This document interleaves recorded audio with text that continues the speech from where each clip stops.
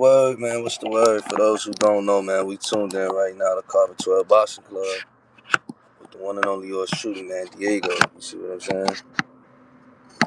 So let it marinate for a little minute. Carbon 12, we lit. Get the screen, everything set up.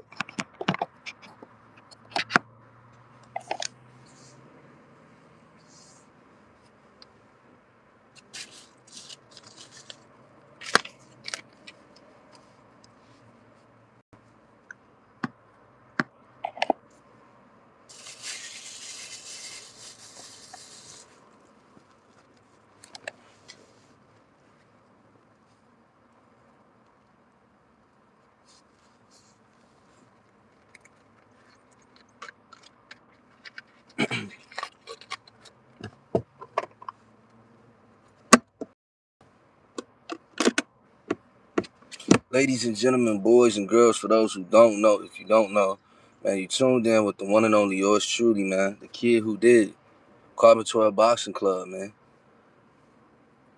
We ain't been on in about a week or so, you know. The streets been asking where I've been at. You know, I've been in the tuck. You know what I mean? Low key somewhere. In the laboratory working. Putting my best foot forward. Feet on land, you know what I'm saying? So, it's Good Friday, Atlanta GA, man. 404 weekend in Atlanta. So that's a major thing out here. Or it's becoming one. So, city gonna be on fire and shit like that.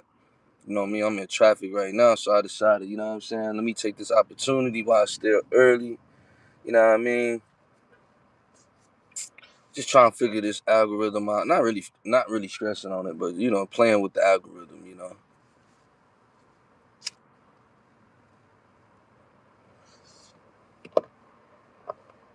Definitely want to thank everybody, man, who been supporting, who been tapping in, watching the videos and shit like that. You know what I'm saying?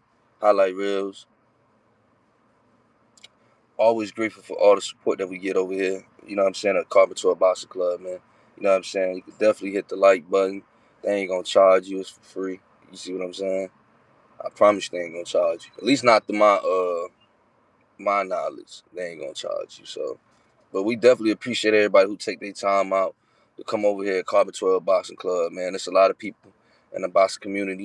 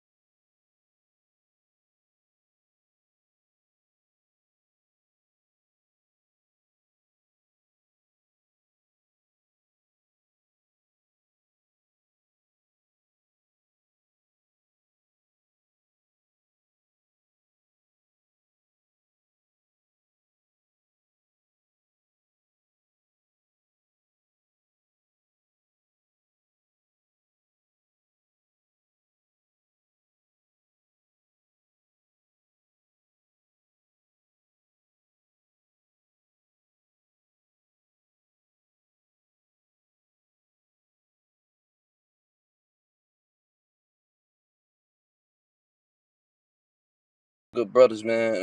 If anybody, I forgot Bang. Can't forget Bang, man. Fighting Words with Bang. You know what I'm saying? That's on YouTube, TikTok as well. So make sure y'all tap in with the good brothers. Pull up on them, fellowship with them, support what they got going on. Some good brothers that's in the boxing community. You know what I'm saying? That's going, you know what I mean? Keep you entertained and you know, give their input on what they think is going on in the sport of boxing, man. But, you know, I'm on a lot more earlier than I usually am. Like I say, I'm just like, fuck it. It just fell on my spirit to come on. So, you know, we'll see how it go. You know what I mean? As far as if we're gonna actually get into the breakdown of what's going on or not. But initially, I need to come on here and speak to the Keith Thurman and Fundora situation. I definitely had that shit wrong. I got that shit wrong. I picked Keith Thurman. Uh I would say Keith Thurman let me down, but I never was really a big Keith Thurman. I wasn't sold on Keith Thurman, but oh, my brother Clip, man, my good brother Clip, we in here, man. We in here. What's the word, man? I've been in the tuck working, Clip. You know what I mean? Putting this shit together. You see what I'm saying? But my boy Keith Thurman let me down, man. I guess I must have been too optimistic, like my boy Foreign and shit. You know what I'm saying? I sprinkled too much Zataran on the kid Keith Thurman. He didn't follow up like he was supposed to. You know, I mean, I wasn't the only one that really, thought outside of, what I'm saying, like, all right, Keith might have something going. You know what I mean? But I was wrong for sure on that one. Um, Wrong for all the right reasons though. You know what I'm saying? Definitely wrong for all the right reasons. I was hoping Keith was going shit hell. I gotta get back to the basics, man. Start calling this shit for what it is. I can't be too if it's a duck, it's a duck. You know what I'm saying? If it's Michael Myers, it's Michael Keith, man. And that shit was yeah, Keith ain't Keith got his ass punched on, you know what I'm saying? But I mean, shout out to Fundor for the win, but I ain't sold on Fundor either. You know what I'm saying? He just, But I don't wanna what's up with my brother Tago, man? We got my brother Tago in this motherfucker, man. Got clipping this motherfucker, man. My good brothers, man. I appreciate y'all. I was just shouting y'all out too, letting the people know. You know what I'm saying? Make sure they tap in with y'all. Shout out my brother Empty the Clip, man. That's on YouTube and TikTok for sure. And you got my brother Tago. I don't know my brother Tago on TikTok or not, but he definitely on YouTube. So make sure you subscribe. You know what I'm saying? Support these good brothers. You know what I'm saying? Definitely coming with authentic work. You know what I'm saying? When it comes to this boxing shit for sure. What Clip say? I thought he could win too if he kept moving. Those legs are gone. Yeah, man. You know, it wasn't even in the last fight that he fought Clip. It was a fight. Who the fuck was that he fought? I think the Barrios fight, and I want to say I didn't watch that Pacquiao shit. I ain't gonna cap. Nothing in my spirit would let me watch that shit. Uh, when I seen him fight Barrios and shit, I was like, this nigga look like he fatigued and some other shit. It was a couple of fights before then that I did see, because Keith Urban always been a kind of like a, even when he was doing his shit, like I just wasn't really.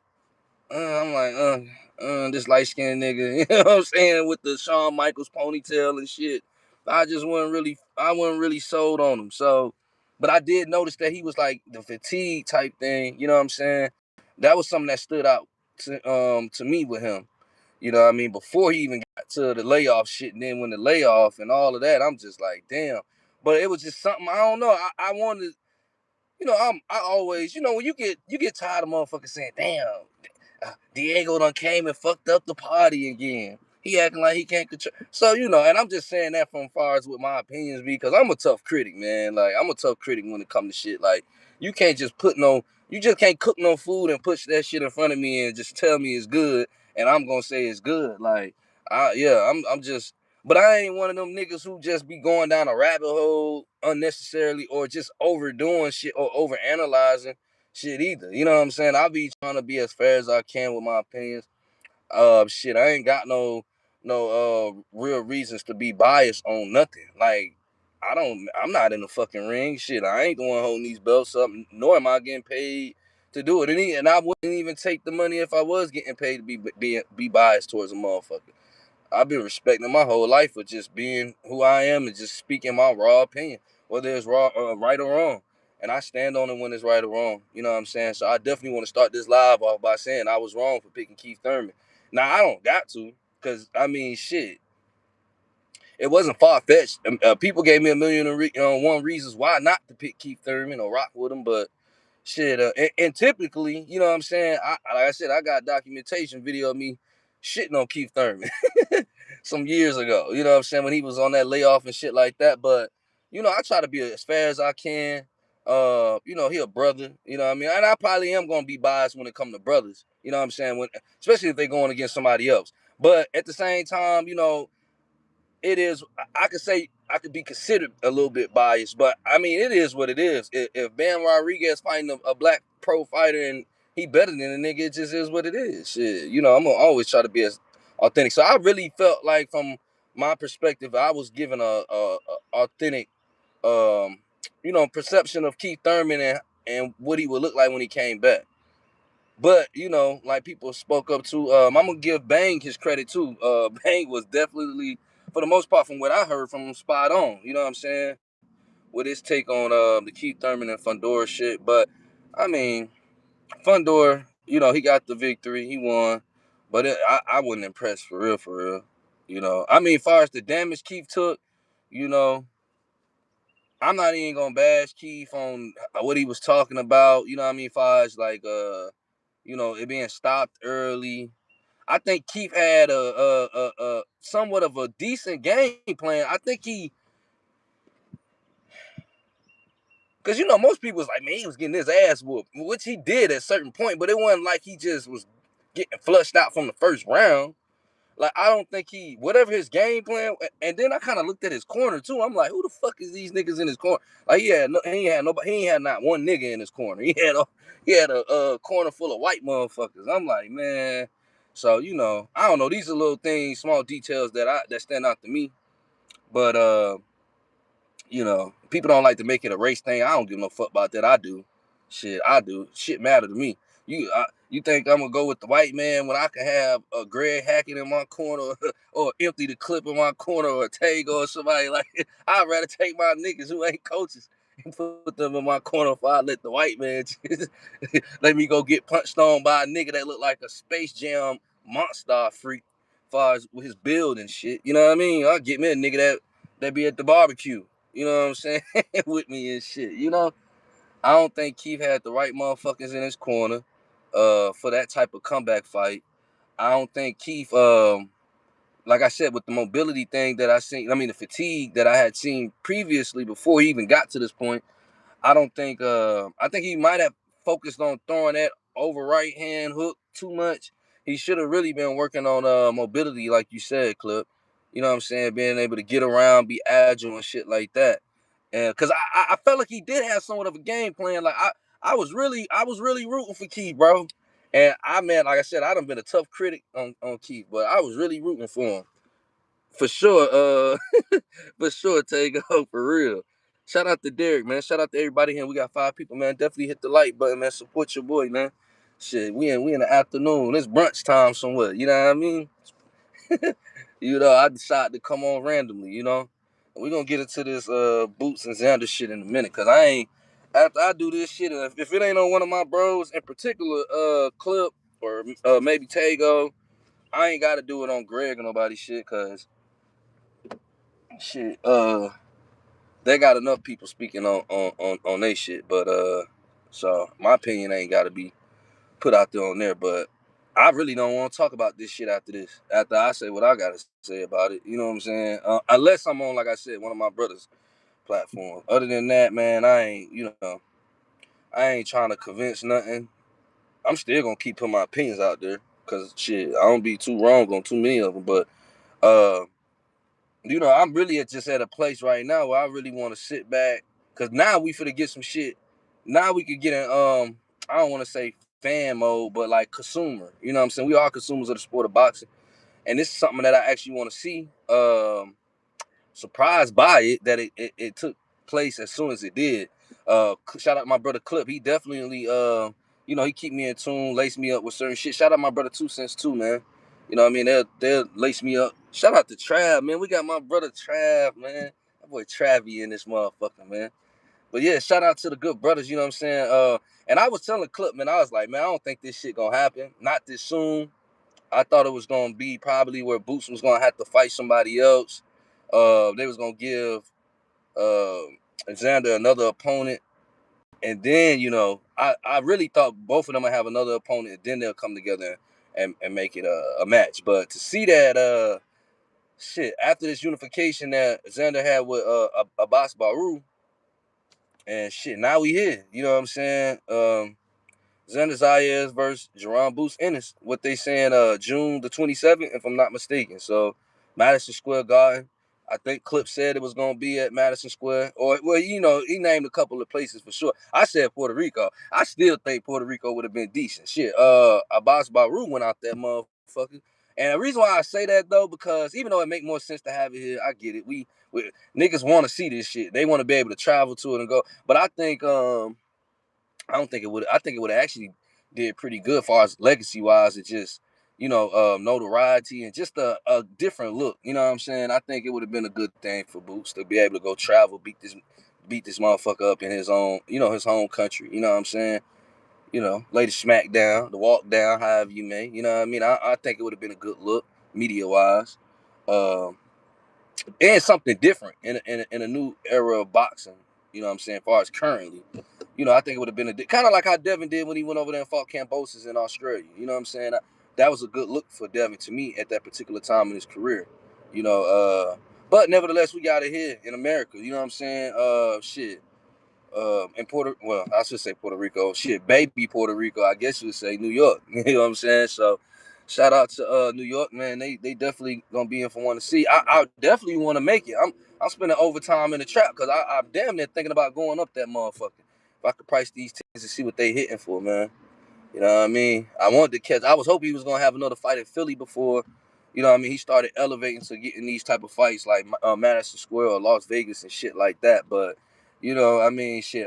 Hey, it is what it is. I'm just happy to see the brother progressing on his journey. You know what I'm saying? Well, shout out to the gang though. Shout out my brother Tago. Shout out to Trav. Shout out to Empty the Clip. Shout out to Two Cents. Miss Rashonda. Miss Rashonda got on my ass. She said, "Carb, where the fuck you at, man?"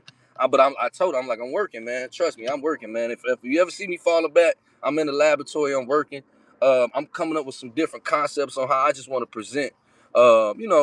This boxing shit. I ain't trying to make it seem like I'm a guru in this shit and I know everything. I just want to entertain and just build with like-minded people and give people a safe space.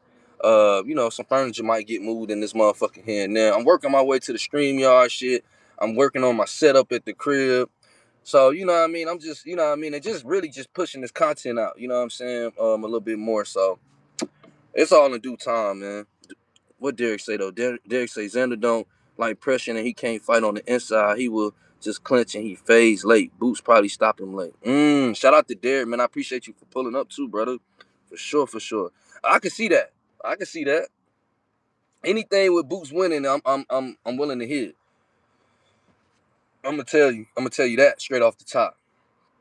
So I'm not gonna push back on if people think me personally, I don't got this shit going past the 6 at all. At all. And that's me really being nice. I was wrong on Keith Thurman, but it's Keith Thurman. And like I said, all right, you want to say I was wrong about Keith Thurman? Cool. As a nigga who was talking shit about Keith Thurman, who didn't give up on the brother, the black man, this nigga went out there and got punched on and shit. Man, the nigga shit was looking like they just threw his shit was blueberried the fuck up, man. Like this shit was ridiculous with Keith. Keith just went in there, just didn't do nothing he was supposed to fucking do. Wait, no, he kind of did. He had a game plan, like he was trying to hit him with the overhand right. I seen. I don't know. I think really that was kind of trying to throw Fondura off. I really think, like Clip said, he didn't have the mobility or the agility. He got tired real quick from that layoff. That shit hit. Because usually Keith would get tired around about like 6, 7 rounds. From what I noticed, I could be wrong. Maybe somebody, because I don't watch as many Keith Thurman fights, but the ones I have, it was like he get tired or a little fatigued around about 6 or 7, then he'll kind of catch his second win. I noticed that with Gary Antoine Russell fight. When he not too long ago fought. It was a couple fighters that kind of stood out to me where I'm like, damn, that fatigue kind of catching these niggas. But yeah, but I don't, yeah, I ain't gonna be wrong with this bullshit at all. I'm just one of them type of niggas I don't mind being wrong. So shit, I put my Keith. I ain't put no money on Keith, but I definitely had Keith winning that shit. And I want to talk shit about Fundor, but I'm gonna read some of these comments. What my brother Cliff said. He said, I wanted it at Barclays, Madison Square Garden. Yeah, facts, you did say that. Cliff said, I wanted it at Barclays, Madison Square Garden is cool, but it has enough history there. And Tion Shakur just set a record there. You don't want to follow that up and not break their record. That's a great point. Damn, Clip. That's a good point. You did say the Barclays too. I really think they should have had it in Philly. I ain't gonna lie. Like we not for to act like Philly ain't got no decent Puerto Rican culture there. Shit, just like Jersey, the whole tri-state. You know what I'm saying? Definitely heavy Puerto Ricans there. So hell, I would have personally rather seen it in Philly. That may be an unpopular opinion, but he could have gave. I think he needed one more big Philly fight before he started hitting Vegas and going across that water. Cause he gonna go across that water. He gonna definitely. And I feel like this would have, if not somewhere like Philly. Cause I don't. I mean, even if I do go to this fight, I don't really care to go to New York. I ain't gonna lie. I don't want to. I'm older now. I ain't got time to be around all these motherfuckers. I mean, even though Philly it's like it was the East Coast period, but you know what I'm saying. But I don't know. It's just something about New York. That shit be too busy, too fucking busy. But I mean, nevertheless, shout out to New York though. They got the fight. You know what I'm saying? It's gonna be at Madison Square. I probably would have. I think new fighter. New concept with the fighters now. New generational fighters, talent wise. Barclays is there. You know what I'm saying? I agree with you on that, Clip. What Trav say? Trav say got his ass whoop car. Yeah, Trav. Hey, Trav. Hey, Trav. That shit, man. He was down bad, Trav. What the fuck was it that Keith went? Let me finish reading Trav comment though. He said got his ass whooped card. We was both wrong on that one. Fuck fucking Dora though. He need to move up to 168. I don't respect him. I don't respect him either, Trav. I don't respect him either, Trav. And really what he did, bro, Clip, I don't know, maybe Clip did cook his ass. Cause I ain't been on the internet as tough because I've been in the laboratory. You know what I'm saying? Just manifesting and putting shit together. You know what I'm saying? For my takeoff. You know what I mean? But man, I think one of y'all niggas gotta cook this nigga and call this shit for what it is, cause this nigga Fundor, and I want to say Clip did though on one of these lives previously. Well, at least he wanted to. I don't think he really went in like how he wanted to, but he done speculated on the bullshit with Fundor. And Fundor is definitely some bullshit. He definitely been ducking shit. And I just, man, people are sold on his stature, his size. I get it. But somebody's gonna break that illusion that got everybody just thinking that this motherfucker is him. I'm not, man, bruh. And I've been said, like, I do remember us talking about this shit, and I was saying, like, I don't feel like he just got no elite ass jab. Now, I do think he used this jab. Well, I don't know, bruh. I'm trying not to go to, man, fuck that shit. Man, that nigga ain't talking about nothing. I ain't fucking with Fundor. I don't feel like nothing he did, to me, what he did, he was supposed to do against a nigga coming off a layoff. Keith Thurman, Keith. Keith should have known off of that layoff to preserve his energy. He started moving around, which was good, but I think that led right into what Fundor expected him to do. So, you know what I mean? Once his fatigue and then he got caught with a good shot a couple times, it was over with. So then I felt like Fundor was able to put that jab hand out there and establish the distance. So at that point, whether it was at distance or inside fighting, it wasn't shit Keith Thurman can do. Then he started throwing combinations and shit. He was piecing them up. So it was just like, what the fuck, Keith? You gonna make everything that these people said about you, as far as counting you out, right? Like, god damn, nigga.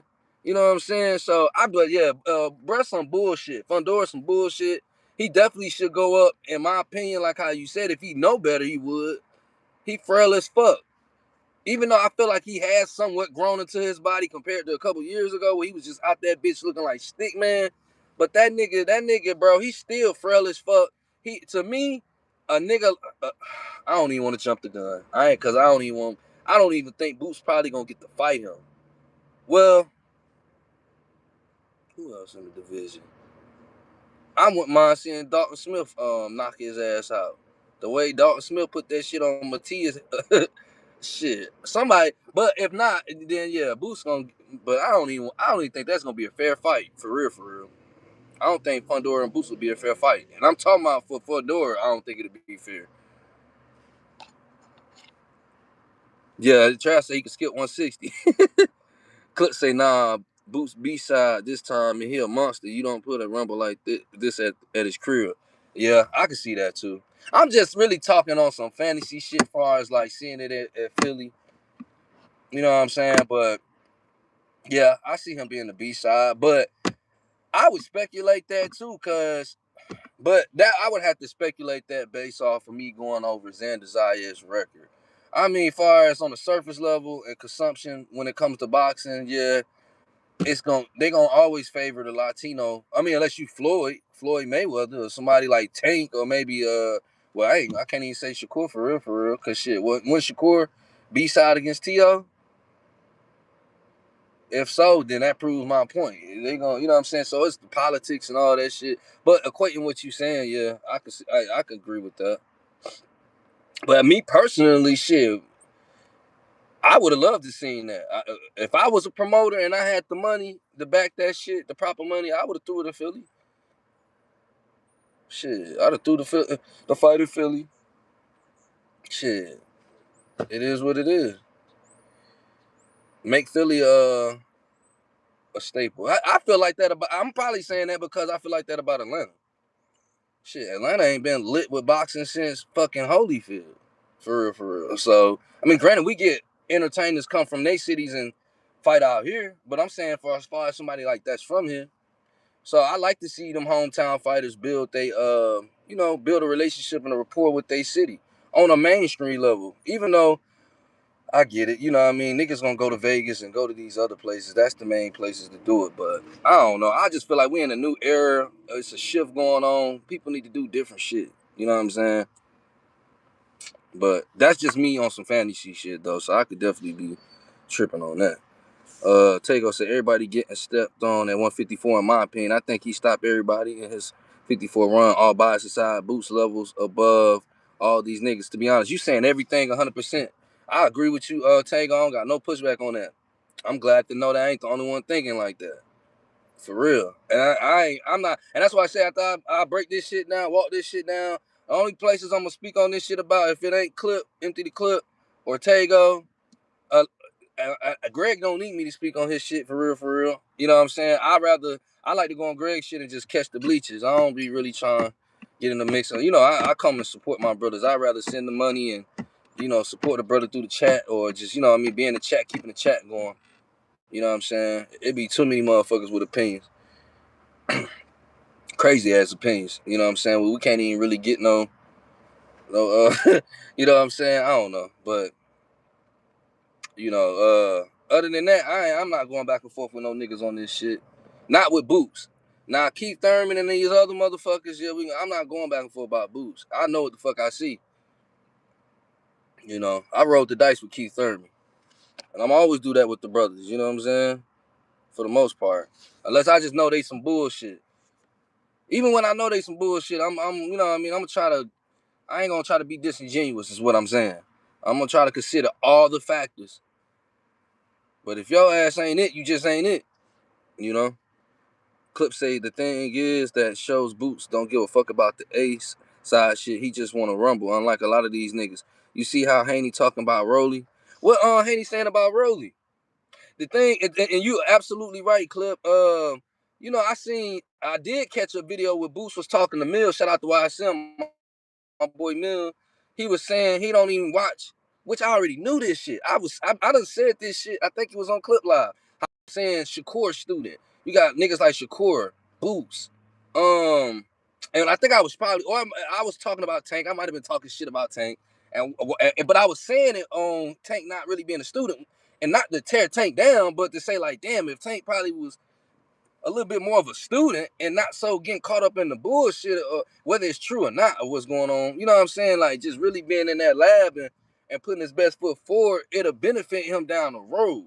You know what I'm saying? But you can see like with fighters like Shakur, you know what I'm saying, and Boots. Boots was saying like he don't even watch none of this new shit. Boots watching one of my favorite fighters, if not my favorite. It fluctuates. Pernell, you know me, you know I love Pernell Whitaker. I love Pernell Whitaker. Watch Pernell. forever. You know what I'm saying? I think he said Sugar Ray Leonard. Can't who the fuck don't love Sugar Ray Leonard? Some of the fastest hands in the business. You see what I'm saying? And I could see some Sugar Ray in him. You know what I'm saying? I could see some Purnell in him. James Toney, I think he said Floyd. He showed respect to Floyd. You know what I'm saying? So, you know what I mean? And them just, names, I'm pretty sure, he watching way older shit than that. You know what I mean? Marvin Hagler. I see Marvin Hagler in his style too. You know what I mean? But so bro watching, you know what I mean? So when you watching and you still kind of caught up on that vibe, yeah, you gonna take them fights. It ain't about the A side or the B side shit. It's like shit, I'm gonna become the A side anyway. You know what I'm saying? All I gotta do is keep winning. And he's getting the opportunity to see how the obstacles some of the elders had to face. You getting to see the intensity, you know what I'm saying, of some of these elders fighting each other at pivotal points in their career. You know what I mean? This is in this new generation, a new era of boxing. A lot of these niggas don't know a lot of this shit done already either been done or, you know what I mean, something that they could utilize from the past that motivate them on their journey in real time. But people be too egotistical to roll and go back in history with this shit. So off of that alone, him being a student in the time frame of knowing that a lot of people want to act like they just woke up and ain't nobody teach them shit in boxing and they just got it. You know what I'm saying? Bruh's a talented boxer enough to where he could feel like that, but he still does his due diligence and being a student. And when you got your father in your corner, you come from a fighting family, you know what I'm saying? It makes all the sense in the world to do that. Why not sit at the crib and watch boxing, old boxing though? I'm watching old boxing. I don't be watching this new shit too tough. That's why it's good to have my brothers like Clip, Tago, Trav. You know what I'm saying? Red. Some of 2 Cents, some of the other brothers. You know what I'm saying? You know what I mean? I get shit. Clip put me on the Moses. I forgot the nigga last name. The nigga from UK who he kicking niggas ass. He put me on the Dalton Smith. Hell, I ain't know shit about Dalton Smith like that. I still be watching old shit. I ain't gonna lie to y'all. I don't be watching this new shit too tough. I am now. I'm starting to watch it more. But when they get in them dry pockets of boxing, I be falling back. I don't be fucking with this shit. And I just be having too much shit going on in real life. I'm working on becoming a millionaire, honestly. Trav say, I think Boots gonna have a lot of problems with Fundora. That height and reach is nasty work. He getting better at keeping that distance and working off the jab. I don't think so, Trav. I don't think so. I think Fundora gonna be easy fucking work. Easy work. I think that, see, what I thought Keith was gonna expose with Thurman, cause you got Fundora with an 80-inch reach, and then you had Keith with a 69-inch reach. So it really could have went either way. Just cause you got that build, that distance and that build. A nigga just off eyesight, you would favor Fundora more. You know what I'm saying? This nigga look like like he just drunk the Space Jam juice on some shit, the Monster juice. So he got a crazy build to him. So just off looking, you'll think that, but to me, he don't really have the boxing IQ for real, for real. He's we can say we can't really speak down on him too much because we're looking at him from a progression level.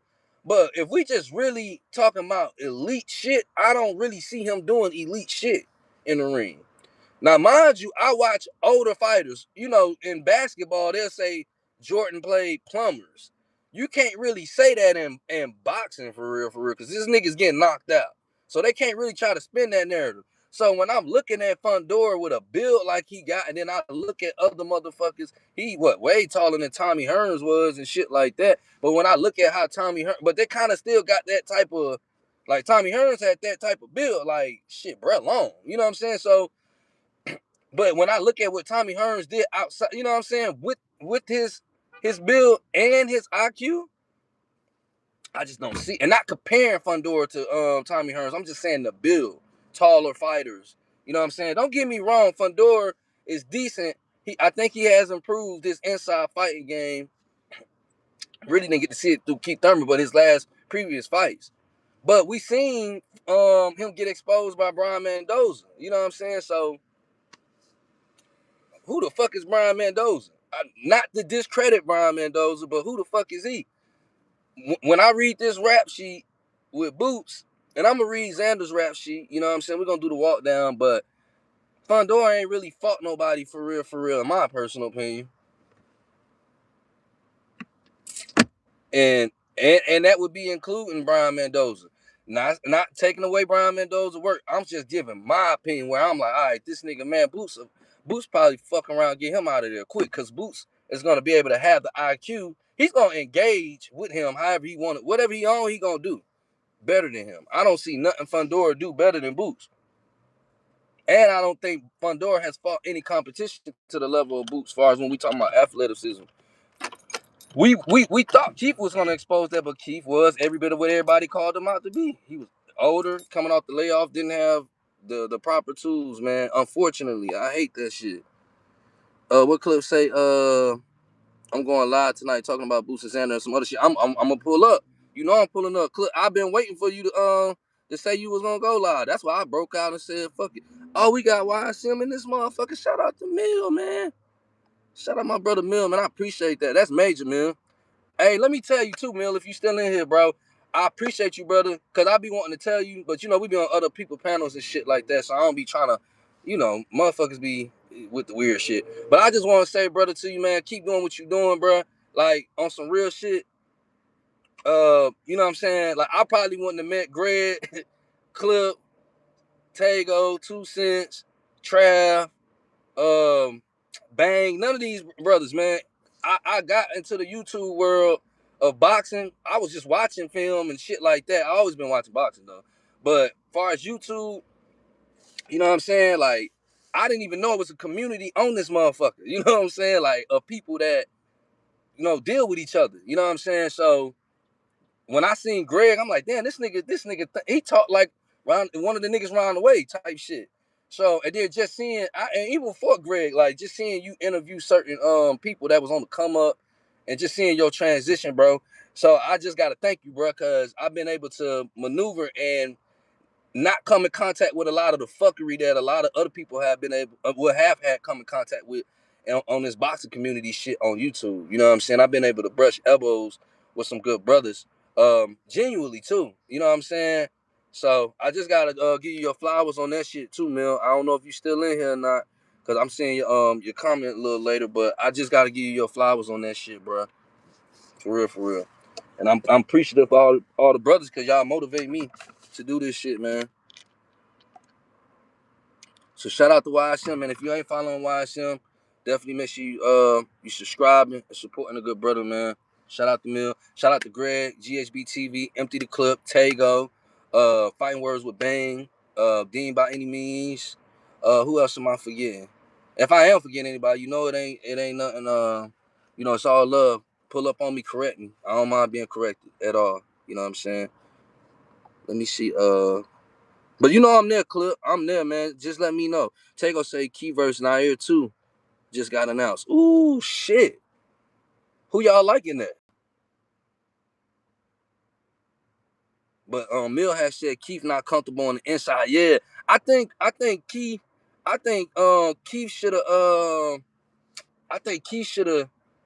It was delayed. Everything, I ain't gonna lie. It ain't nothing I can say. Bang was 1,000% right in my opinion on what he assessed about Keith Thurman.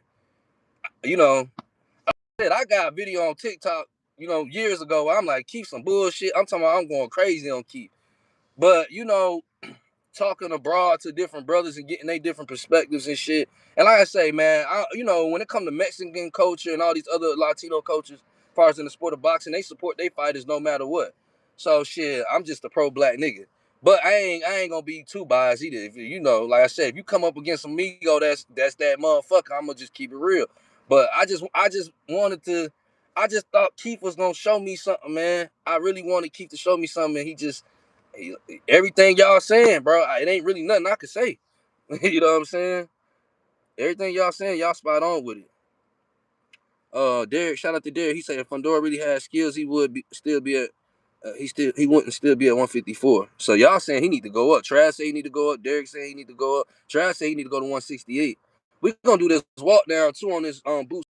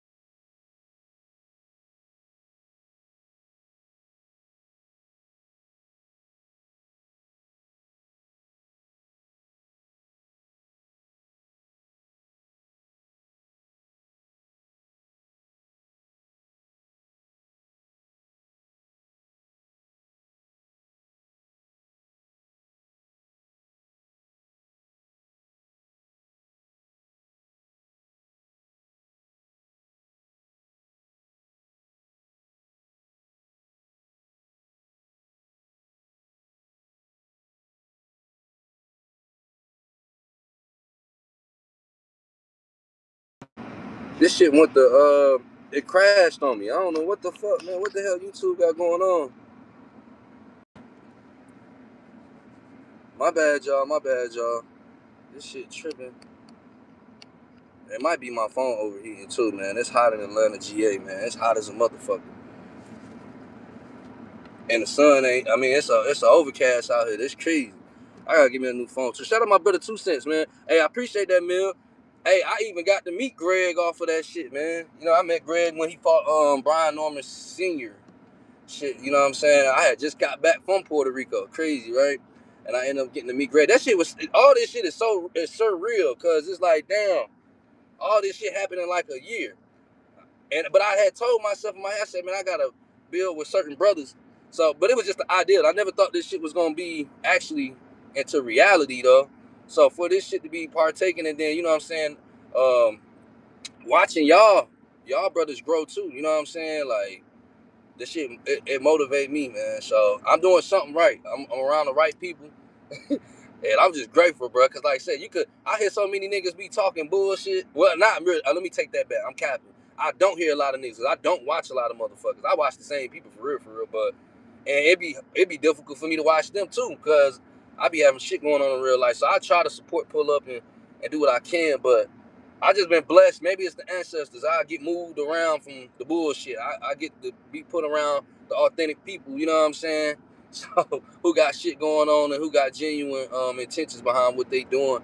So I just want to see everybody win with they programs and you know what I mean, they platforms of what they got going on, man. So I appreciate you, man, for sure. Definitely even pulling up. Trav say, thing is you gotta land that shit, bro. Tough order at one. Man, hell nah, Boost. I'm finna walk this shit down in a minute. Boost let 10-piece combinations go. That shit be overwhelming round after round. Once you in the six and the gas tank gone, he's still on 1,000. Yeah, man, hey, I ain't gonna lie. Tango, yeah, I'm 1,000% with you, bro. But I think with you, Trav though, I think you assessing it from a fair place though. That's just the real nigga in you. You know what I'm saying? You assessing it fairly. But I think people don't understand what we really watching when we watching Boots. Not saying it like that in a disingenuous way, but we watching some shit. I keep saying I done said it on Greg platform. I done said it on Clip platform. Bro, I ain't seen no shit like this, nigga. This nigga. Last time I seen some shit like this was, to me, this my personal opinion. Since Floyd, when I see bro, I think of Floyd. Like when I seen the first time I seen Floyd, I'm talking about Pretty Boy Floyd. Cause I got older brothers. My oldest brother probably like, it's like 6 of us. My oldest brother probably like 44, 45. So, and my pops, you know, my pops 63. So I'm watching boxing that they keeping up with before I can really even conceive what the hell I'm watching. I'm just watching niggas fight though. So, you know, and I come from a background culturally where, you know, they hip on what's going on. Like this is this nigga that and this nigga not that. Tough critics, barbershop talk, niggas going back and forth, all that, right? Saying that to say, when I seen the first time I seen Boots was on YSM shit. So when I seen him getting interviewed, this is like, I'm talking about a time ago. This before, I think this might have been a little bit before Bud came up the 147. I want to say, and got that belt, the WBO belt. So I went and looked, and I'm like, damn, let me see what the fuck, who this kid is. And I went and started looking at like his, I guess you would say amateur shit. You know what I'm saying? You know, and I'm like, damn. I'm like, bro, kind of cold. Like he got a nice. I instantly like fell in love with his style because he reminded me. Like I say, my favorite fighter, well, at least top 3 for sure is Pernell Whitaker. You know what I'm saying? Is in there for me. So his style was like. But when I look at Boots, I think Floyd. I think of resemblance, and I'm not saying he's these people, but I'm saying like certain shit that make me gravitate to him. Floyd, Roy Jones Jr. I see some Marvin Hagler in there. I definitely see some Sugar Ray Leonard in there as far as like certain shit he do as far as with hand speed and shit like that. And I think I might have said Pernell, James Toney. Some of the people that he even announced that he watches. I could see that he's a student to this shit. So I'm gonna always, I love anybody. I don't give a fuck what it is that you do. You could be playing tennis, selling lemonade. If you're a student to whatever it is you do, I'm gonna always respect that shit. But guess what?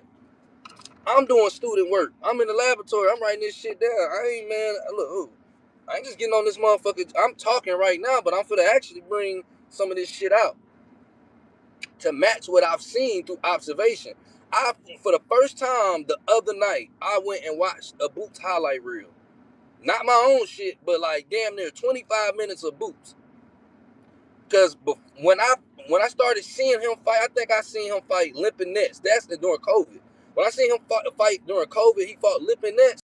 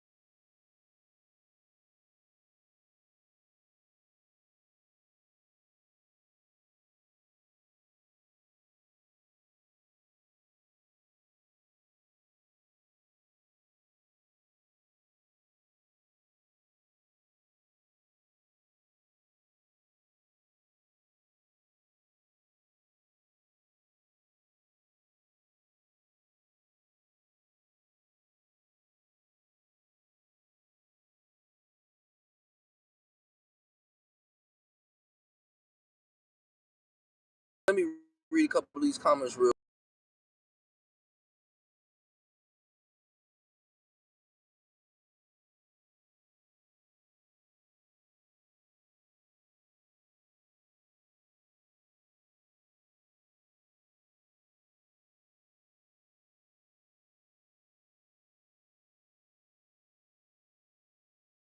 We got the brothers in here, man. Shout out the because I definitely want to get into this shit for sure. Uh, Shout out to Brooklyn, man. Hey, man, when you late, you know what I'm saying? You showed up. You showed up to the laboratory, man, and we appreciative. I'm appreciative of everybody and anybody who pull up, bro, because y'all could be doing any and everything with your time. You know what I'm saying? So I'm grateful. Never late. You know what I'm saying? 2 cents, my brother 2 cents say you can flank Fandora if you got the speed explosive. Man, Fandora, I ain't sold on him. I'm telling y'all, I'm not sold on him. I don't want to put it out there because it's so easy to try to give a narrative or paint this narrative on him. You know what I'm saying? But I'm just not sold on this nigga, man. I'm not sold on him. And I don't think he's as difficult as people are panning him out to be. I just think that it's his build and his stature that creates this illusion that could be tough if the other opponent in the other corner, on the opposite corner, ain't on point with his shit. Because he definitely has a natural built to him to establish distance, but I don't feel like he utilizes his God-given abilities on an elite level. That's just my opinion, though. I'm just keeping it real. I just don't. I think he's done enough to suffice him to being in the position that he's in. You know what I'm saying? And I'm sure if Clip Mill or somebody, or any brother that really just been keeping up with Fundora, because I ain't for to act like I've been just keeping up with Fundora's career. But from what I have seen, it, if he ducked Bud. If Bud would have got his ass, got his hands on his ass, we wouldn't even be talking about Fundora right now at all. We probably wouldn't be talking about Fundora right now if, you know what I'm saying. Just like Tim Zook ducked Bud too, but so much happened so quick with Bud moving from up to 154. But anyway, that's just a whole nother story, man.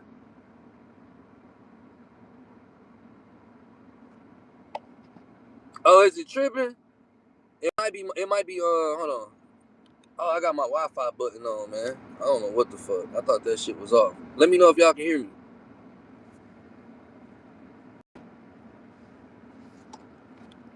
Hold on, y'all. Oh, shit. Another phone, though. That's for sure, for sure. This motherfucker be overheating and some other shit. All right, bet. So fuck it, let's get into this walk down, man. If I may. So I'm gonna flip my camera because I want to start getting. I'm trying to be like my bros, man. I want to get a little content in this shit, and and we got clip too later on tonight. So for y'all that's in here, man, we got 7 people in here. Definitely feel the need to hit the like button. I appreciate you for pulling up on me, man. This shit for free, you know what I'm saying? With the like button, they ain't gonna charge you, you know what I'm saying? Shout out to my good brothers that's in here rocking out. Hold on, where Trav at? I'm tripping too, Trav. Matter of fact, hold on. I'm tripping. Let me do it. No. How the fuck oh, there we go. Oh yeah, this shit tweaking. Let me see. Add as a moderator. Uh Boom. I made Mill a moderator and my boy Trav, man. I gotta make my boy Trav a moderator for sure. That's my apology. See, I don't be with this internet shit, so I don't ever think. Let me say this too, for the record, before we get on to politicking about this walk down. I don't know the politics of this internet shit. I don't be on no weird shit at all. You know, people engage differently. I'm learning on this social media shit. Motherfucker might get in their feelings because you don't like they shit. You never pull up to watch they shit. I don't know nothing about none of this shit. Trust me. I'm damn near 80 years old with this internet shit, man. Really, I'm not, but I am. What I'm saying is, I don't be catching everything. So if I don't pull up to your shit, it's just because I ain't catch it. It's a genuine situation with me. I don't be on no Hollywood shit. I'm a thorough brother. I'm only gonna pull up to support. I don't even really like to engage with my brothers on no back and forth shit too tough because shit, you know what I'm saying? You know, I'm at a place of maturity. I'm 37 years old now. I ain't gotta be the loudest motherfucker in the room and the most right about anything. So, you know what I'm saying? Like I'm coming in love and in support of my brothers. You know what I'm saying? So saying that to see, you know, I'm learning that mod shit means shit to people. You know what I'm saying? All this shit mean a lot of shit that I didn't think mean shit or even didn't know to think would mean something. I'm learning. So, you know, it's the social aspect of the internet. So I'm still learning. Be patient with me. You know what I'm saying? Be patient. But trust me, I'm genuine in everything I do. And if I'm not, if I feel some type of way, I'm going to tell you. I'm gonna tell you, unless I just feel like you ain't worthwhile me wasting my breath. You know what I'm saying? So I just wanted to be clear on that. I'm still learning the internet, and I appreciate that, my brother 2 cents, man, for sure, for sure. I definitely appreciate that. Yeah, it probably might have been my phone too, Brooklyn. So who should we start off with, man? Jaron Boost Ennis. So for those who don't know, man, y'all tune in right now to Carbon 12 Boxing Club. We gonna be on Empty the Clip later on tonight. My brother just put the back signal out there. He's saying he gonna be live later tonight. And that's where we gonna be fellowshipping at. You know what I mean? So if you got some time later on, make sure you tap in with my good brother Empty the Clip. That's on YouTube and on TikTok. But we gonna be on YouTube later on. If you ain't following YSM, make sure you follow YSM. The good brother Mill, Greg Hackett, GHB the good brother Tago. If you don't know, now you know. You see what I'm saying? We got the good brother Fighting Words with Bang, You know what I'm saying? Him and G, they do their thing, you know what I'm saying, when they collab. And they both got their own individual platforms. So y'all make sure y'all tap in. Got the good brother Dean by any means. I see he been cooking and shit like that. And any good brother, man, you know what I'm saying? If I'm forgetting you, man, if you got something going on with the boxing community, man, put it in the chat. Let us know. You know what I'm saying? Let the people know. I ain't against nobody getting no support over here. You know what I'm saying? So, we don't do no gatekeeping. I want to see everybody win for real, for real. If you talking the right shit, if you righteous in what you talk. So we're gonna get into this walk down. This is Carbon 12, the laboratory. You know what I'm saying? We in the lab right now with the good people. So we're gonna start off. We're gonna start off with Xander first. We're gonna start off with Xander first. Let's start off with Xander. Xander Zayas, 23-0 with 13 knockouts, fresh out of that water. You know what I'm saying? San Juan, Puerto Rico. You know what I mean? Shout out to PR. I just was in San Juan about a year ago. But shout out to Puerto Rico. So we got Xander Zayas coming in at 23 wins, no losses, 13 knockouts. Height 5'10". His weight is 154 pounds. Age 23. You know what I'm saying? His stance is orthodox. Knockout ratio of 56%. You know what I mean? 74-inch reach. And of course, once again, 13 knockouts out of 23 fights. As far as amateur career-wise, 2017 and 18 gold medalists. U.S. National Junior/Youth Champion. You see what I'm saying? He turned pro at 17 years of age, and he signed the top rank. So we got Xander, signed the top rank, was able to build his name as a young prospect due to his mobility and footwork. Now, this is all, in my opinion, an observation. So we're going to take that back to the top. Xander signed the top rank, was able to build up his name as a young prospect due to his mobility and footwork, jab and IQ against journeyman to increase his visibility in the division as far as rankings go. Once again, Xander signed the top rank, was able to build up his name as a young prospect due to his mobility and footwork, establishing his jab and his IQ against journeyman to increase his visibility in the division as far as rankings go. Now I have a segment in the laboratory in reference to Xander Zayas as far as the notable transition. So Xander fought Patrick Teixeira, who was a former world champ in a 10-rounder win. So, when we doing this laboratory walk down, I try to walk down certain things in the timeline of the fighter that I feel like through observation that stood out to me that maybe have catapulted them into a certain direction in their career. So, he had his first 10-rounder. He won it. And in that 10-rounder, he beat a former world champion, if that means anything to anybody. We want to give Xander his credit and his just due. Xander then obtained his first world title against Jorge Perez, which was July 2025 in a unanimous decision for the WBO belt, which was vacated at the time. So that's important to know, being that elevated Xander not only as a champion, but in the sanctioning bodies, you know what I'm saying, and as far as rankings go as well, too, when you're dealing with these sanctioning bodies. So we had him fighting a former world champion in a 10-rounder. Through a timeline perspective, you can highlight that, give Xander his credit due. When it came to him doing the 10-rounder, he excelled at that, and he beat a former world champion. And then he obtained his first world title against Jorge Perez, you know what I'm saying, in a unanimous decision. All right. Now we continue to walk down, you know what I'm saying? Take this walk with me. Y'all walking with me, you feel me? You know what I'm saying? He became unified champion. He fought Abbas Baru, who at the time had the WBA belt, because, of course, we had Xander with the WBO belt when he beat Jorge Perez. So when he beat Abbas Baru, who at the time had 17 victories, 1 loss, Xander became unified, which put him as the youngest at 100 in the 154-pound division to accomplish this goal. You know what I'm saying? So he obtained the WBO belt as well as the WBA belt. So shout out to him for being able to accomplish that. He beat once again Abbas Baru, who at the time was 17-1, And I think Abbas Baru had 9 knockouts at that time of Xander Zayas accomplishing this. So some of the accolades we have for Xander Zayas is him being undefeated currently, currently unified champion at 154 division with the WBA and the WBO belt, the youngest active unified champion at 154, or just period, I would say. Well, no, I ain't gonna say period. I ain't gonna go that far. I could be right, but I ain't gonna go that far. But we know at 154 at least. You see what I'm saying?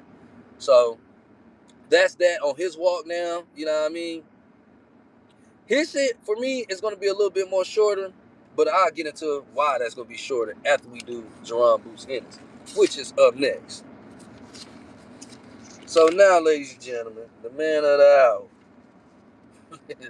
future pound for pound champion, if it matters. One of the best fighters in the decade that had to survive the politics. That damn near they tried to stall him out at 147. It didn't work. You see what I'm saying?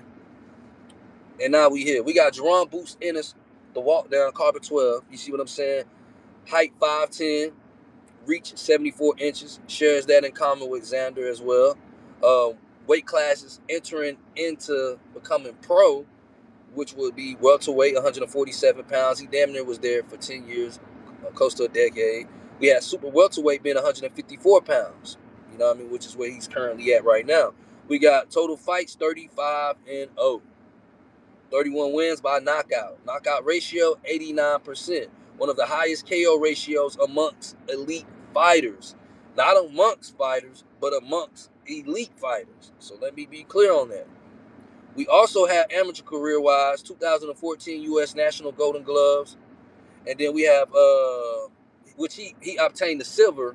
So he won silver in 2014, and he actually became Golden Gloves, gold medalist in 2015.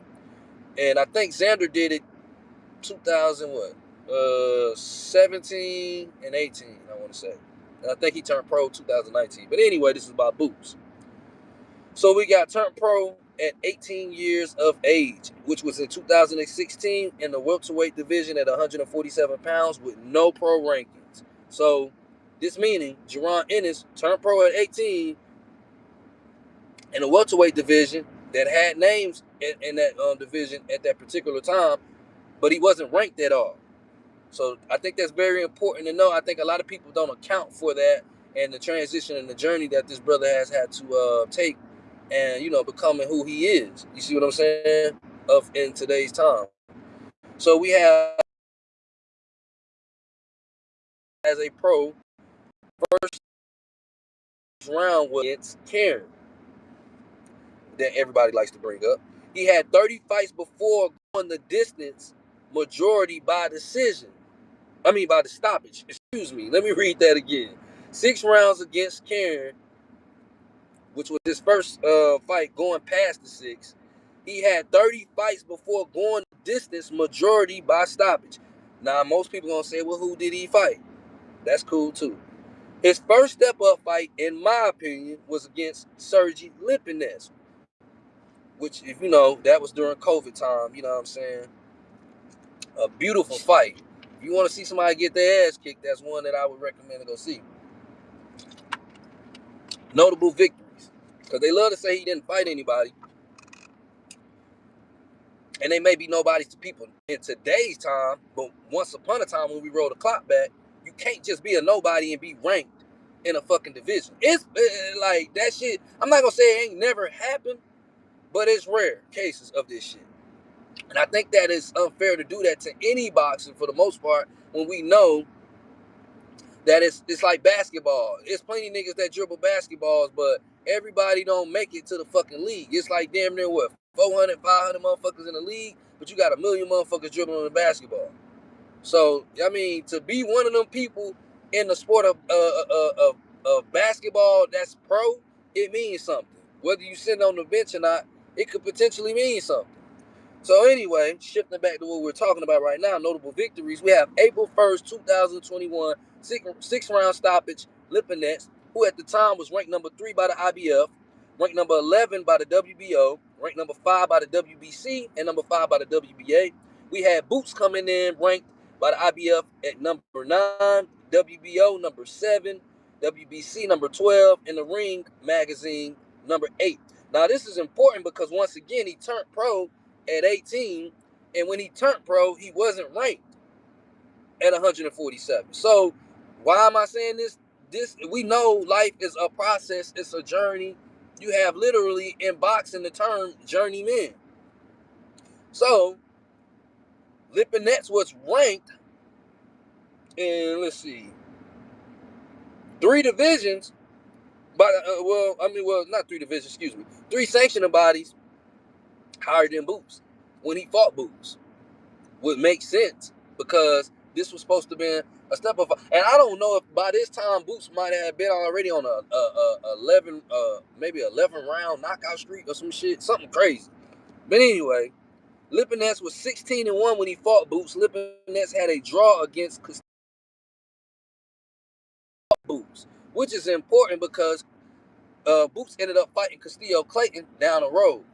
We doing a walk down, we doing a timeline to make this shit make sense.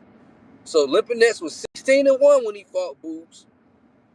Lipinets had a draw against Castillo Clayton the fight before he fought Boots. All right. Of course, we know how that turned out. Boots beat the shit out of Lipinets. We move on. October 2021, first round stoppage. Thomas Delorme. Unranked at the time. We gonna be fair. Thomas Delorme was unranked, but the crazy thing about it is he had fought Bud previously in his, when Bud was active, and I want to say that was at 140. So Thomas Delorme unranked. Boots IBF at this particular time had him ranked at as number 3 fighter. We had the WBA. He was coming in at number 5. WBO number 5, and the WBC number 8. Delorme was 25-5 as far as his record when he fought Boots. So it wasn't like Delorme was a fucking janitor or no shit like that. You know what I mean? He had already fought Bud. And Delorme also lost to Stanionis, which when we roll the timeline past this, we're going to see how we got to Boots and Stanionis. All right, so then we get to May 2022. Second round stoppage, Castillo Clayton. Remember, I just brought that up with Lipinets. Now we got Castillo Clayton versus Jaron Boots Ennis. Castillo Clayton was ranked number 6 by the IBF, number 11 by the WBO. We had Boots at this particular time coming in ranked by the IBF at number 3, WBO number 3, WBA number 2. Castillo Clayton fought Lipinets, like I said, which ended in a draw. So Boots beat the shit out of Lipinets. Lipinets had a draw with Castillo Clayton. Well, we seen what the fuck happened with Castillo Clayton and Boots. He got him out of there in the second round. This shit is very important to me in the timeline because when we talk about elite fighters at 147, when you had certain fighters like, of course, Errol Spence, you had Bud jump up, you had Keith Thurman there, you had Ugas there. Who else? Well, I mean, Sean Porter, I think he was out of the way. But yeah, some of the names like that at 147 at this particular time, guess who was front row there? Of course, Clip brought it to my attention. He said that, he was there supporting one of the other fighters out of the stable. But he seen that Jaron Boots at that time was being perceived as a prospect, fairly, right? He was able to see the work that Boots was capable of putting on the motherfucker because he got Castillo Clayton out of there in the second round in front of Boots, and he did the infamous reel the big fish in. So, you know what I mean? Due to this time, kind of what I was saying when I was watching, came into like understanding what was going on with Boots through YSM, the Good Brother YSM platform. I started noticing, I'm like, they not gonna give this brother a shot. Cause bro really is who he saying he is, and he whooping shit. So I'm like, they ain't gonna give him probably his just due for real. But it was still kind of early to kind of gauge it. You know what I mean? Anyway, we shift on to January the 7th, 2023, 12-round shutout. Of course, this is the infamous fight that everybody likes to bring up, a highlight, with Karen, who was ranked by the IBF at this particular time, number 4, We had Boots being ranked #1 by the IBF. Now, mind you, all this shit is important because he came in the division not ranked. So the man didn't take no shortcuts on his journey. And I need people to understand and remember that. Boots was #1 ranked by the IBF, #4 by ESPN. So what the significance about this Karen fight at this particular time was, it was two top contenders facing each other at 147, even though it kind of looked like Karen came out of no goddamn where. Like, where did they find this motherfucker? But Karen was an Olympian. You see what I'm saying? And he was ranked by the IBF, #4. So, to me, this was like more of an IBF ranking fight, and I think that stood out to me more because I felt like at this particular time, Boots was shifting over to go through the IBF to get that fight against Errol Spence at that particular time, because he was calling what people don't know, and that's why I'm bringing up me and you know and YSM, because YSM exposing shit with Boots as far as on his platform, it kind of gave the opportunity to be able to see really what's going on, gauging, or at least a fair assessment to see if they're gonna give this brother an opportunity or not. And if so, why they wouldn't giving him an opportunity? Because what people don't know is before Boots really started elevating, he already was calling Bud, Errol Spence, Keith Thurman, Ugas. I remember those names particularly. And at this time, I'm still watching him from an angle like, okay, I felt like he was the deal, but I'm like, all right, but we haven't really seen him fight nobody of those type of fighters. You see what I'm saying? So, of course, we didn't. People can say what they want to say about Errol Spence now, but back then, nigga, they made Errol Spence like the end all be all. You know, so I think it was fair for people to say back then, was he ready to fight them? But I seen through the bullshit because I felt like bruh was really who he's saying he is. When you get to see what he's delivering in the ring, but then you get to actually observe and hear the brother talk outside of the ring, and it's all in full alignment, what are we questioning? You know what I'm saying? The brother showing up every time. So saying that to say, with this fight with Karen, it made sense with it being standing out to me, it being more of an IBF ranking approach. You know what I mean? Being that I think that he knew that they wasn't gonna really give him the opportunities that he needed to get. So okay, let's shift over and go the IBF route. Take the IBF. IBF is pretty much known for, you know, sanctioning mandatories for the most part. I'm not gonna say they ain't got no fuckery with them, because most of these companies do. I mean, these sanctioning bodies have some type of fuckery as far as the dealers with certain boxers and shit like that. But for the most part, I would say they kind of force mandatories more. So them shifting over to go that route made sense. And I'm speaking in Boots as far as the direction he was going on his journey. Now, of course, we know how that went. You know what I'm saying? It didn't necessarily go the way I'm pretty sure most people wanted it to go, or even maybe so much so that Boots wanted it to go. It did look like Boots was trying to chase a knockout in that fight. I think that was one of the that to me that was the most important lesson in Boots' career, from my opinion, as far as me observing him. And I think it was perceived to almost be like a curse, but it was really a gift. Because once again, I have to say this: a lot of people was doubting him because they were saying that he couldn't. They didn't never see him go 12 rounds. This is when I knew he was what he was, and people was denying the real. They never seen him go 12 rounds, so just because they didn't see him go 12 rounds, they was doubting this man. Where niggas praise other fighters for knockouts. This is a gladiator sport. When the fuck did we not want to see niggas get knocked out? But now that you haven't seen a nigga go, now niggas want to go and be scientists and want to see niggas go the distance. Can he go and swim in deep waters? Now niggas want to be scientists and shit. But any other time, niggas just want to see motherfucking blood and niggas get knocked out and don't care how these fighters turn out after the end of their career. But anyway, I felt like this shit worked in the betterment of Boots' career. It really it worked in the sense of it in the shifting that was going on in his career. You had the politics of fighters not wanting to fight the guy. Then they started building this narrative that they didn't see him go the distance. You see what I'm saying? He never been past the 6th round and all this other shit. Well, guess what? That was the fight that determined him not being able to say that. And it worked good because it showed that, okay, boom, he's able to go 12 rounds. He didn't go 12 rounds professionally, so I think that it did him some justice as well for him to know, like, okay, well, technically now they can't say I ain't go 12 rounds out as far as the narrative go, and I actually physically went 12 rounds, and I went against somebody who was mobile or utilized mobility, and it really had me on my toes. So I think that fight really gave Boots a different look.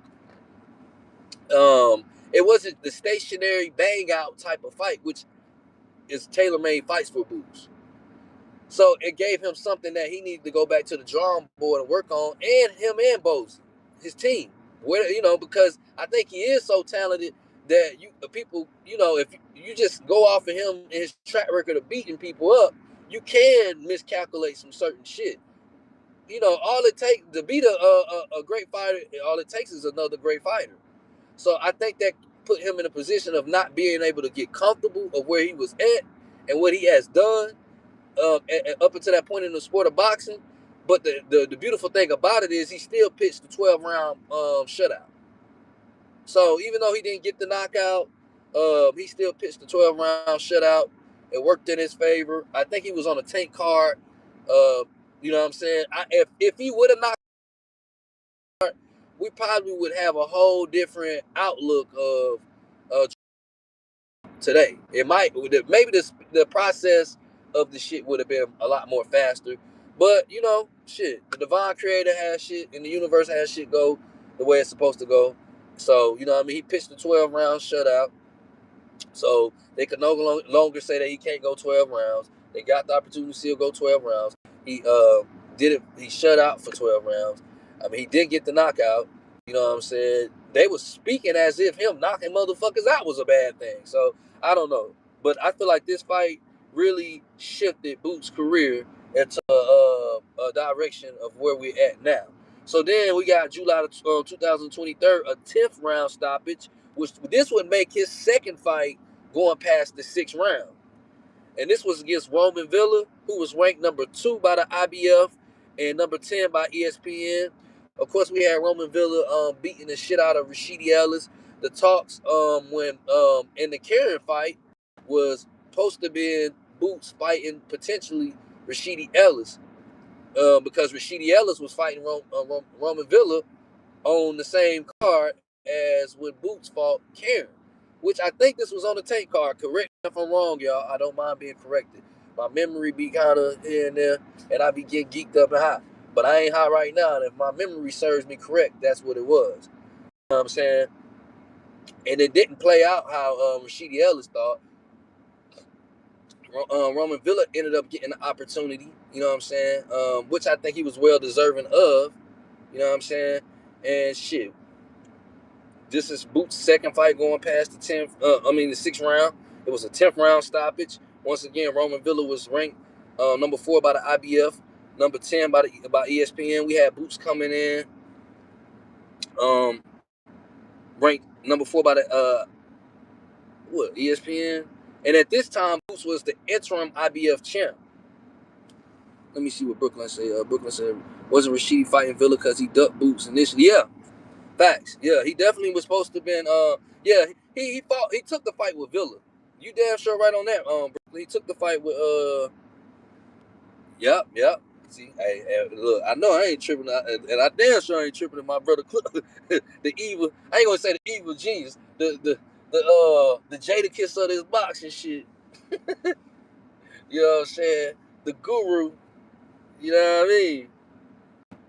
So yeah, you know what I mean. That was, Rashidi really fucked that up. But here nor there, he got done what he got done to him. Villa took out the trash, you know what I'm saying, and it was what it was. So shout out to Villa. We had Boots being the interim IBF champ, which he obtained when he beat Karen. And what else? This fight was supposed to solidify. Now this is very, very, very, very, very, very, very important with this fight against Roman Villain. Outside of the knockout thing, outside of him being on a tank card for this fight, outside of the Rashidi Ellis shit and all of this other shit, Kitty delivered this and that and the third. If he wins this fight, which we know of today in real time, he did. If he wins this fight, Boots becomes the mandatory for the winner of Errol Spence versus Terrence Crawford. But in August 2024, vacated from regular to full champ. That's very, very important. Time, I know a lot of shit goes on. It's an influx of information that gets put out, on social media. Some of it's real, some of it's not. A lot of it's not. You know what I'm saying? We see shit every day, from annex to shit, just bullshit. You know what I'm saying? And a little sprinkle of food for thought here and there. So it's easy for your conscious or your subconscious, you know what I'm saying, to forget a lot of this shit. You know what I'm saying? That's why I don't be minding being corrected or just filled in on certain shit, because it's like your brain is a fucking, it's only so much gigabytes your shit can take. You know what I'm saying? Like, so, a lot of people don't remember that. They don't remember, but I was walking down earlier with the Castillo Clayton shit. You had Spence there. Spence had the IBF belt, you know what I'm saying? Bud had the WBO, Spence had the IBF, the WBA, and the WBC. So Boots was trying to go the IBF route to get in the mix. You know what I'm saying? So, in which he did. He ended up getting the interim belt at, you know what I'm saying, being an interim champ through the IBF sanctioning body. You know what I'm saying? Which would have made him the mandatory between whoever won between Spence and Crawford, because of course we know that was for an undisputed fight. So of course, in that case, it would have been Bud Crawford. Am I correct? Serve me if I'm wrong. Correct me if I'm wrong.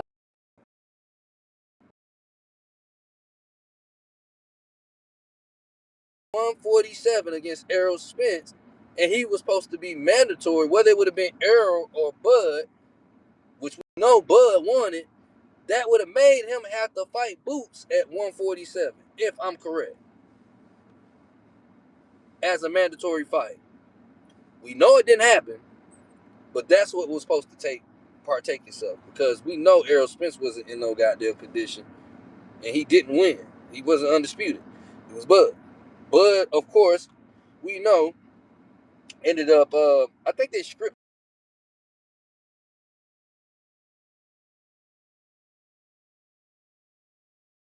I don't know if he had 3 of the belts. I don't know if he had all of them, or if he had, I don't know if they had stripped him of a belt, and he still had 3 at 154, and then they just let them all go. But that shit, that timeline was kind of weird to me, because I didn't understand why he was holding on to the belts. It's like, if you gonna be undisputed and go up, because now we want to see Bud and Boots. Remember, I don't know if y'all remember that shit was getting talked about. People try to downplay it or act like it was just some fantasy shit. But why? Why was it fantasy? When both them niggas was in the division at 147 at the same time. But now what I will hear you on is the weight shit. Because I do think that Bud did the right thing. Weight. But I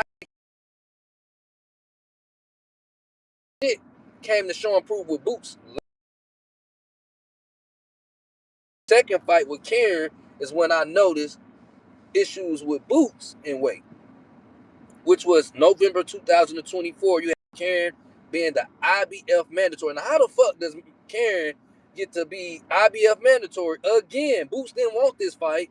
Nobody really wanted to see it, but they forced it. So, you mean, well, we know how. I mean, Bud went up 154. He fought Madrimov and did what he did. Okay, cool, whatever. Let's just get back to on course. Karen, IBF mandatory. Boots, IBF interim champ, because, of course, shit fucked up now. Bud goes up, Spence out of there. So we got Boots being an interim champ by the IBF, and then, of course, ranked number 4 by ESPN. And like I said, this is when I noticed that I'm like, damn, this nigga looking like Selassie out this motherfucker. And I'm talking about Boots. He looking like Haile Selassie. He looking skinny as fuck. He gonna have to go up. He gonna have to go up and weight. I hated to see it because I'm like, they don't really not gave this man his opportunity at 147. They gonna really do bro like this? Like, bro been calling niggas out. He was calling niggas out around about the Thomas DeLerme fight. He was saying these niggas' names. Of course, they respect Lil Dog. That's like Abdullah,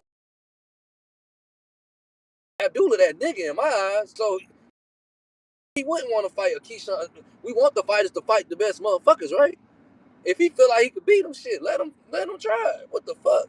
You know what I'm saying? So, saying that to say, November the 9th, 2024, Boots was elevated to full champ by the IBF. So, of course, he was IBF interim. Yeah, when he fought Karen.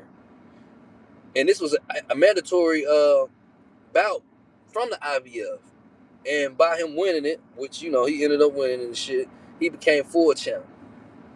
And I don't know if this was when they was trying to say he was an email champ or whatever the fuck they was trying to say or whatever, but to say email is crazy when you looking at this man's resume. But they tried to say the same shit with Devin Haney, so whatever.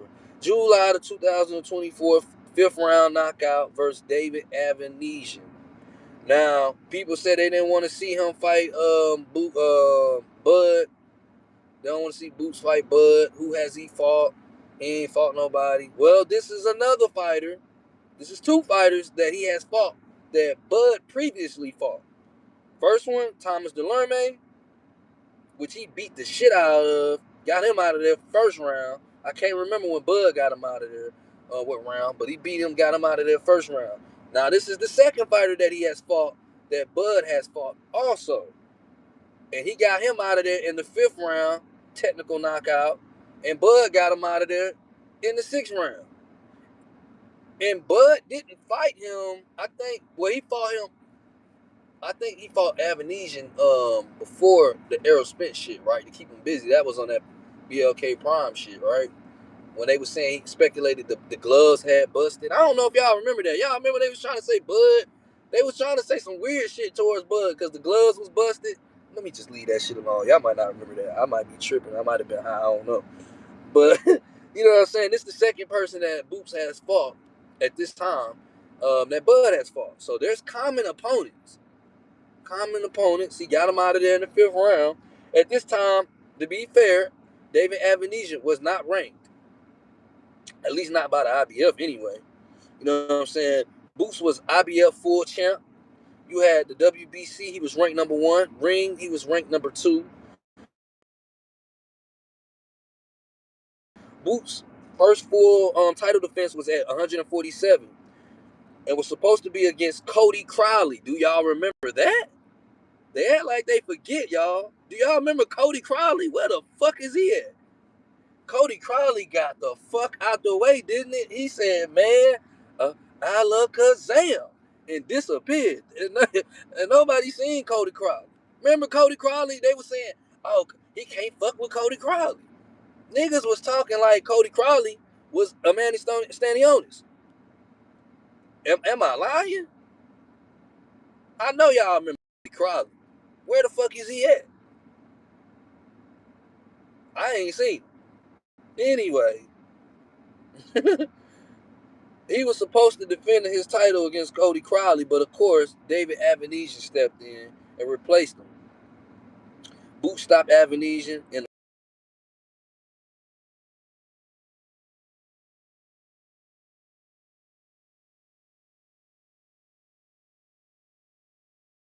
with a 6th round stoppage against who was supposed to be in the boogeyman. And I do got a lot of respect for this guy.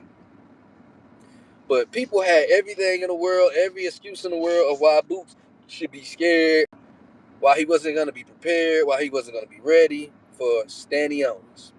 Now, what people got to keep in mind, not only did Cody Crowley Get the fuck out of there. Virgil Ortiz faked his death on some Machiavelli shit at 147. Had the fake heart attack, went up to 154 because he knew that it was only a matter of time before he was going to have to show him.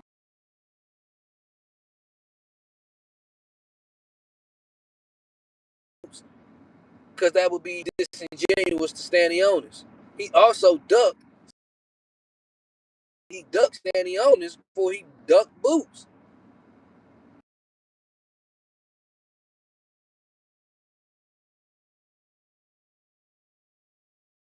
Why the same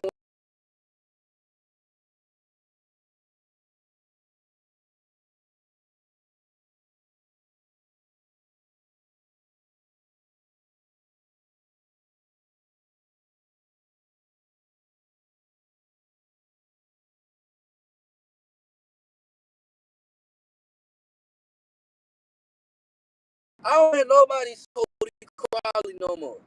I ain't not even on like on no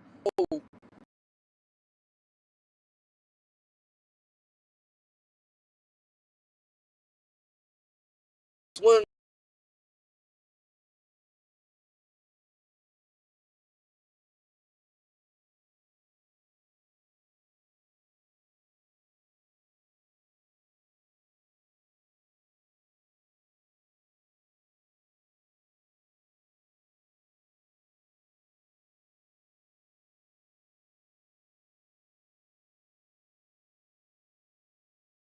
WBA pretty much the challenge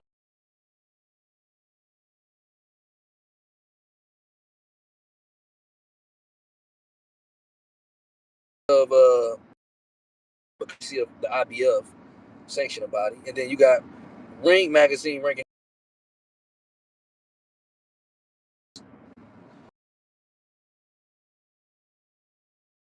147 with the IBF, BBA, and the Ring Magazine. The joint great.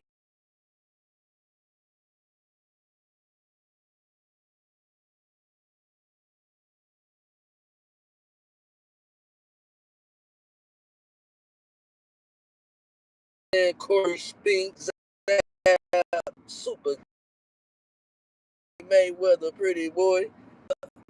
The guy who they invite, Bud Crawford, and some of the undefeated. And I want to point this out too before we wrap it up, because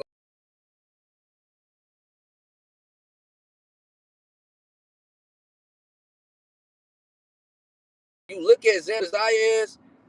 I don't think Xander Zayas has beat anybody undefeated, and if he has, it's only one person. If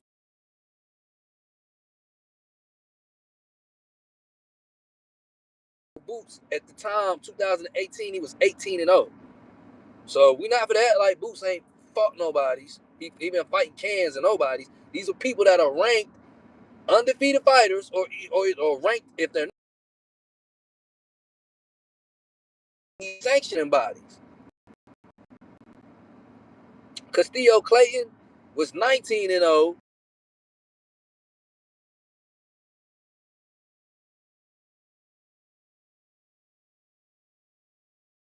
But he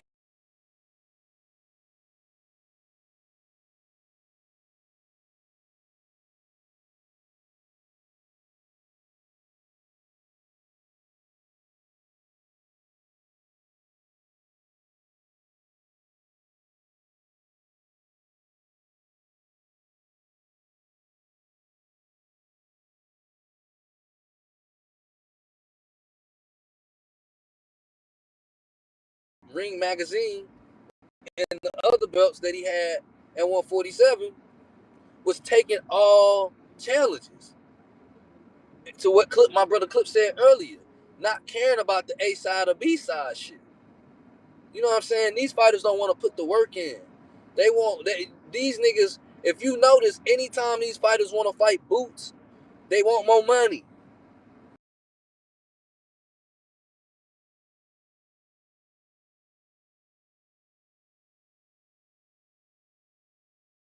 That's how you can know in this time of generation that a fighter gonna get his ass. It's the easiest thing to see.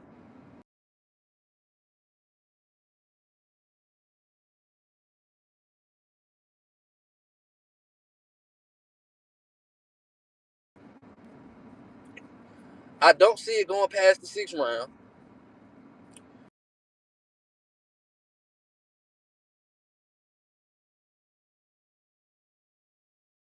Experience difference here. Now, true enough, people say Xander's bigger or he's big. I don't. When you dealing, you got them certain fighters like Bud. Bud is the same. I put Bud and Boots in the same category of what I'm the state.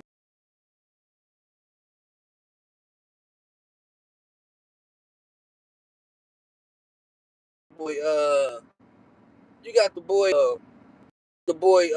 Ray up the street that just be whooping everybody ass. He little though. He little. He a little nigga, but he whooping everybody ass on the block though. Type shit. Like they like yeah, little Ray just whooping shit. You know the little bad motherfucker.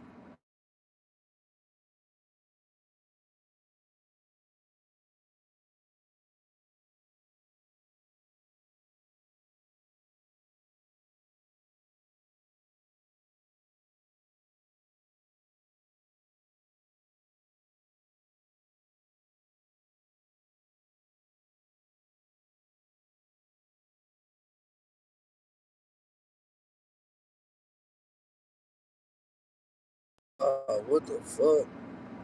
Okay, bet. Yo, let me know if y'all can hear me, man. I hope this shit ain't tripping on me.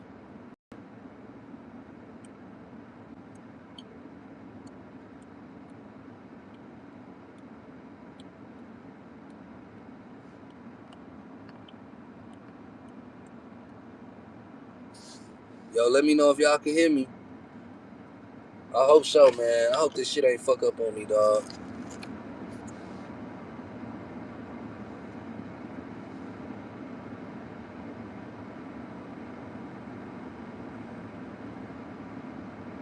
Yo.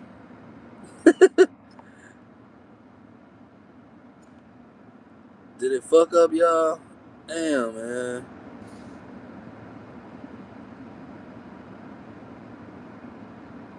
They always do this shit to me.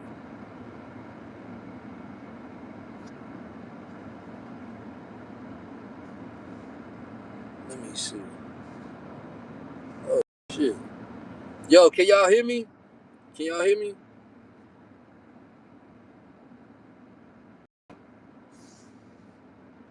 I don't know if my phone tripping or not, but